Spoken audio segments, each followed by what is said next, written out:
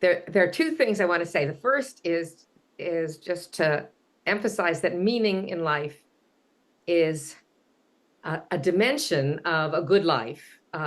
We want our lives to have meaning, to be meaningful, and that it should not be understood as synonymous with or a subset of what we ordinarily mean by happiness in life, a pleasant, pleasing or enjoyable lives are not to be identified with meaningful lives, even though there's a lot of overlap, and meaning often gives one pleasure and joy and felt satisfaction. It's also true that you could live a life that was enjoyable and yet feel like it lacked meaning.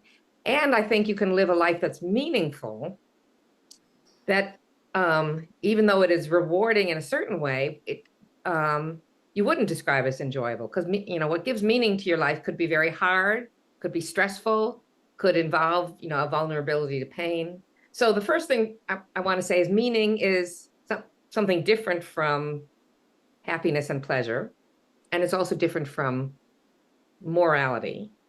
Maybe we'll get to that more later. And then the question is, well, what is it then?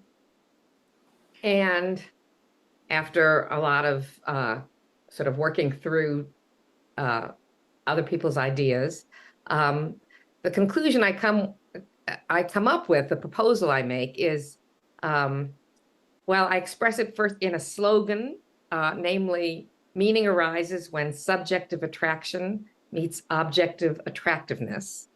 And to put that into maybe plainer language, my thought is that meaning is a function of loving something worthy of love and being able to actively do something affirmative with that, right?